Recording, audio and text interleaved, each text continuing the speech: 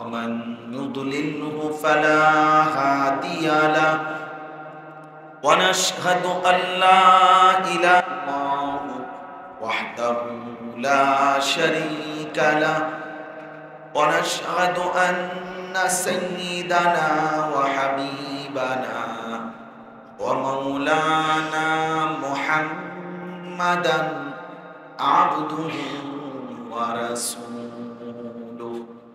أما بعد فأعوذ بالله من الشيطان الرجيم بسم الله الرحمن الرحيم إنما وليكم الله ورسوله والذين آمنوا الذين يقيمون الصلاة ويؤتون الزكاة وهم راكعون ومن يتول الله ورسوله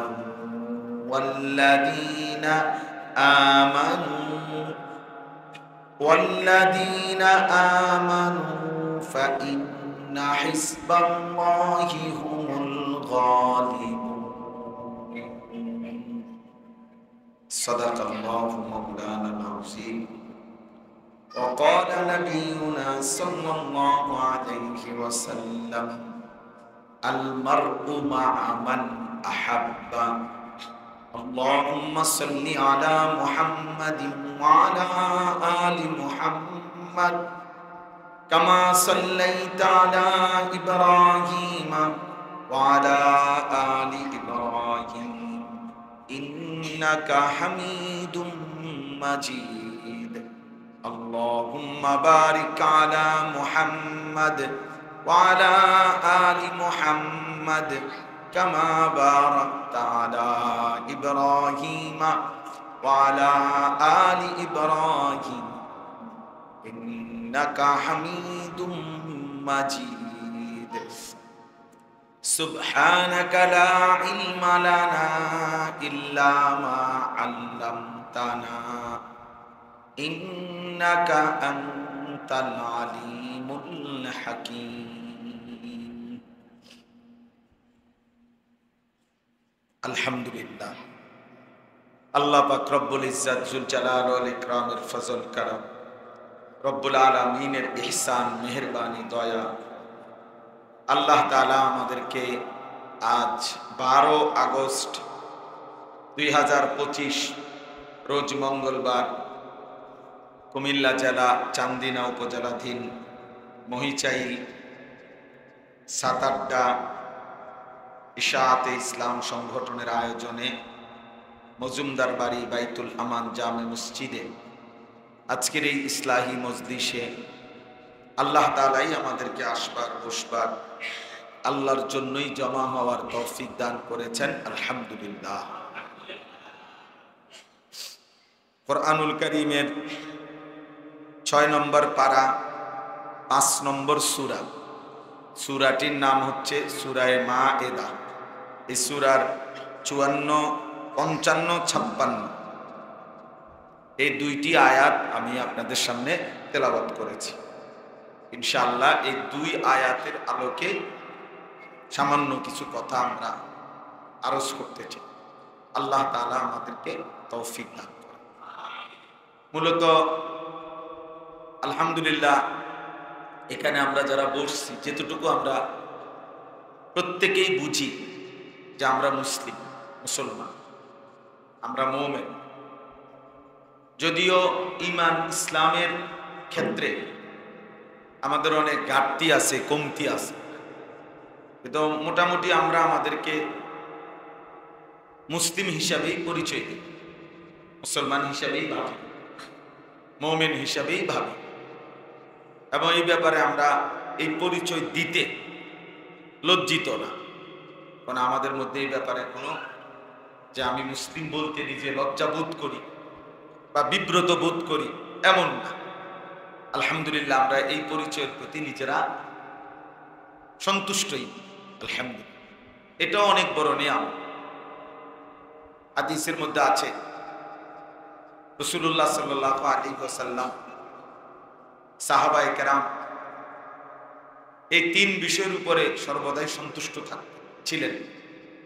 এক নাম্বার হলো রাদিতু বিল্লাহি রাব্বা, দুই নাম্বার হলো অবিল ইসলামি দীনা, তিন নম্বর হলো অবি মুহাম্মাদিন সাল্লাল্লাহু আলাইহি ওয়াসাল্লাম নবিয়্যান ওয়া রাসূলা। আমি এই কথার উপরে সন্তুষ্ট আছি যে আল্লাহ আমার রব। দুই নম্বরে আমি এই কথার উপরে সন্তুষ্ট আছি যে ইসলাম আমার ধর্ম। তিন নম্বর আমি এই কথার উপরে সন্তুষ্ট আছি যে মুহাম্মদ সাল্লাল্লাহু আলাইহি ওয়াসাল্লাম তিনি আমার নবী, আমার রাসূল। এই তিন নিয়ামত, এটার উপরে যে দিলের মধ্যে সন্তুষ্ট থাকা, খুশি হওয়া, এটা অনেক বড়, অনেক বড়। আপনি যদি, আমি যদি মনে করি যে আজকে যদি আমি মুসলমান না হইতাম তাইলে হয়তো এটা পাইতাম, আজকে যদি আমরা মুসলমান না হইতাম তাইলে আমরা হয়তো এত মার খাইতাম না, আজকে যদি আমরা মুসলমান না হইতাম তাইলে হয়তো ইউরোপ আমেরিকার আরো অনেক আনন্দ ফুর্তি করতে পারতাম। নাউজুবিল্লাহ, এই বিষয় মনে করা, ভাবা, এইটা যেন অনেক বড়, অনেক বড় বদনসিব, মন্দ কথা, অনেক বড় কুফর। যে হায়, তুমি কি ভাবো ইসলামের চাইতে শ্রেষ্ঠতম নিয়ামত, ইমানের চাইতে শ্রেষ্ঠতম নিয়ামত আর কি হইতে পারে? এর চাইতে দামি সম্পদ আর কি, এর চাইতে দামি দৌলত আর কি হইতে পারে? নবী সাল্লাল্লাহু আলাইহি ওয়াসাল্লাম বলছেন, সাত আসমান ও জমিন যদি এক পাল্লায় রাখা হয় আর কালেমা লা ইলাহা ইল্লাল্লাহ এটা যদি ভিন্ন পাল্লায় রাখা হয় তাহলে ইমানের পাল্লাটাই ভারী হবে, ইমানের পাল্লাটাই ভারী। মান ক্বালা লা ইলাহা ইল্লাল্লাহ মুখলিসান দাখালাল জান্নাহ। নবী সাল্লাল্লাহু আলাইহি ওয়াসাল্লাম বলেন, ইখলাসের সাথে, বাস্তবিক অর্থে, দিল থেকে, সত্যিকার অর্থেই যে লা ইলাহা ইল্লাল্লাহ এই কালেমা পাঠ করে আল্লাহর জন্যই এবং আল্লাহকেই মেনে নেয়, তো দাখালাল জান্নাহ, সে জান্নাতে প্রবেশ করে। তাহলে এই জন্য এক মানুষের জীবনে সবচেয়ে বড় নিয়ামত অর্জন ঈমান। ঈমান, ঈমানবিহীন গোটা পৃথিবী যদি কেউ 1000 বার, 1,000,000 বারও পায়, তেমন কোনো অর্জন, গোটা পৃথিবী সামান্য। আল্লাহ তাআলা বলছে, কুল মাতাউদ দুনিয়া কালিল, দুনিয়ার সবটা সামান্য, কালিল, অল্প। তাহলে পুরো দুনিয়ায় যদি হয় অল্প, তা আমার আপনার 10 শতক জমি না কি? আমার আপনার এই সামান্য ছোট্ট ঘর, এটা আর এই ঘরের কিছু ফার্নিচার, আসবাবপত্র, সেটার কি? সে কিছুই না, সেটার কিছুই না। আল্লাহ নবী সাল্লাল্লাহু আলাইহি ওয়াসাল্লাম বলছেন, দুনিয়াটা আল্লাহ তাআলার কাছে একটা মাছির ডানা এই পরিমাণ মূল্য রাখে, এতটুকু মর্যাদাও রাখে।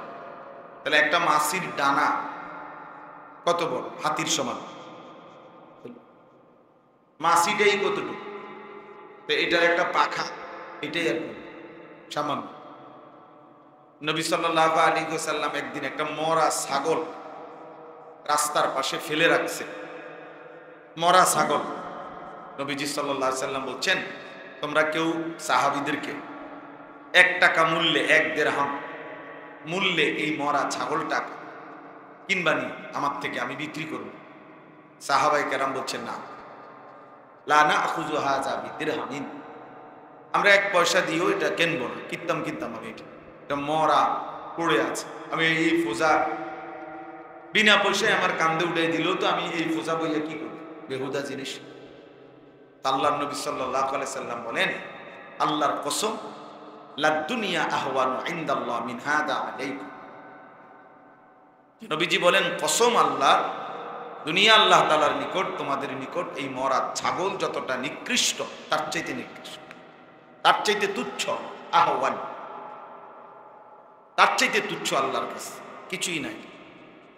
তাইলে তাম দুনিয়া একদিকে, কায়নাত, ইমান আরেকদিকে। ইমানের দাম বেশি। কিসের দাম বেশি বলেন? ইমানের দাম বেশি। এজন্য ইমান, ইসলাম এটা শ্রেষ্ঠতম নিয়ামত, এটা সবচেয়ে বড় নিয়ামত, এটাই সবচেয়ে বড় দৌলত। আল্লাহ তাআলা যাকে নিয়ামত দিছেন, তো তাকে আল্লাহ তাআলা সর্বশ্রেষ্ঠ নিয়ামত দান করেছেন। কোরআনুল কারীমের মধ্যে আছে, ওয়া আসবাগা আলাইকুম নিআমাহু যাহিরাতাম ওয়া বাতিনা। আল্লাহ তাআলা তার বান্দার উপরে প্রকাশ্য এবং গোপন সমস্ত নিয়ামত পূর্ণ করলেন। কি করলেন?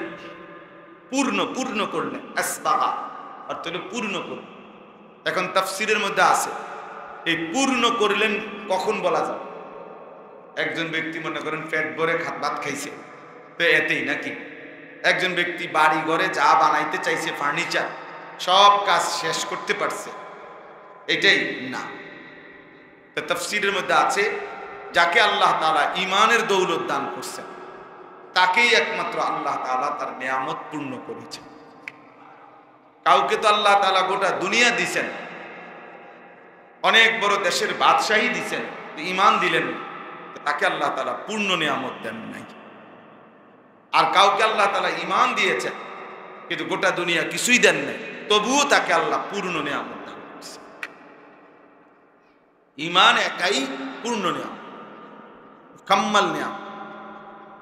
দুনিয়া বাকিটা আপনি যত বেশি অর্জন করেন আর যত কমই অর্জন করেন, আপনাকে রাইখেই যাইতে হবে। খুব বেশি সম্পদও রেখে যাইতে হবে, খুব সামান্য সম্পদও কি রেখেই যাইতে খালাস। তাহলে যেটা থাকবেই না, এটা শ্রেষ্ঠ নিয়ামত হইতে পারে না, নিয়ামত হইতে পারে না। জিনাতুল হায়াতিদ দুনিয়া, দুনিয়ার সৌন্দর্য।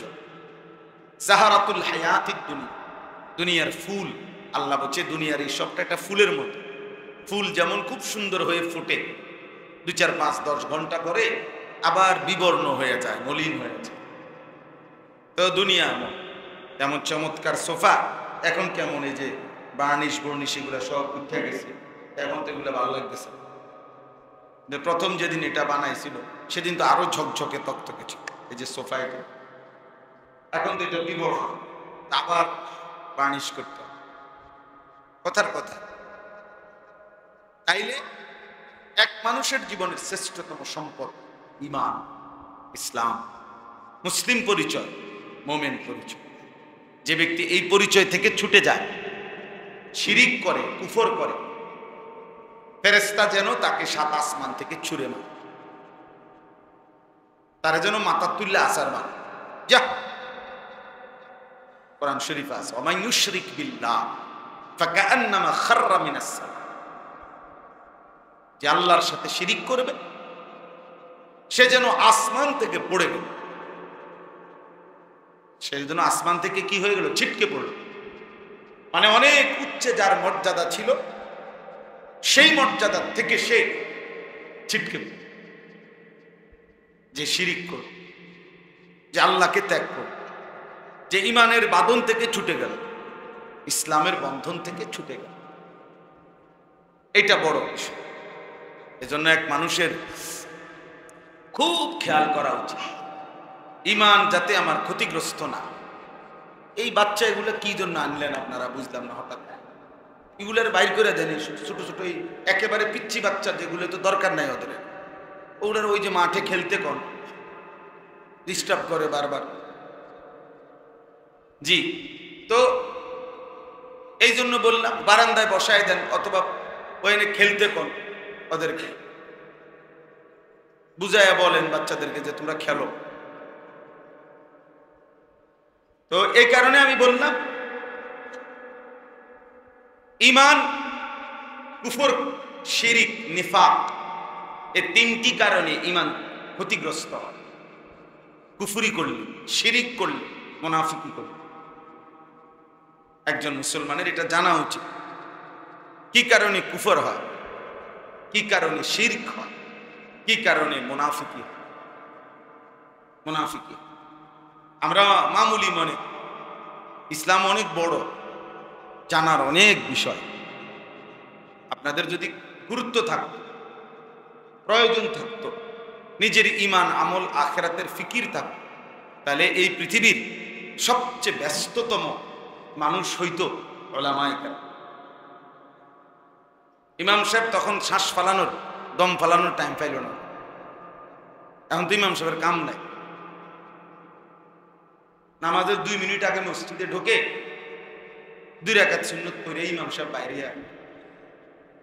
নিজের কামরায় চলে যায়। কারণ কাজ তো নাই, জনগণ তো সালাম ফিরানো পর্যন্ত ওনাদের তো আর কোনো জানার কিছু নাই, শেখার কিছু নাই, ওনাদের তো কোনো প্রয়োজন নাই। ওনার দোকানে কাস্টমার, বাড়িতে বেডি রেডি হইয়া বসে রয়েছে, বিয়ার যাব,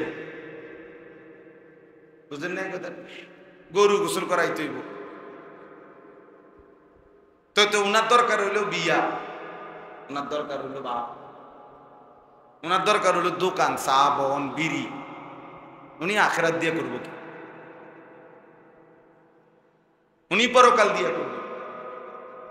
যদি সে বুঝতো যে আমার হালাল হারামের মধ্যে আমার আখেরাত, তাহলে সে ঠিকই বারবার জিজ্ঞেস করবে, এই ব্যবসাতে করতেছি, এটা হালাল না হারাম, এই পদ্ধতি হালাল না, আমি যে এটা করছি ওটা করছি, আমার কুফরি কি, শিরিক কি আমারে বলেন, নিফাকি কি আমারে বলেন, বিদআত কি, হারাম কি বলে। আল্লাহ নবী সাল্লাল্লাহু আলাইহি ওয়াসাল্লাম বলছেন, 1 টাকা কারো অর্জন, কারো যে কোনো সম্পদের মধ্যে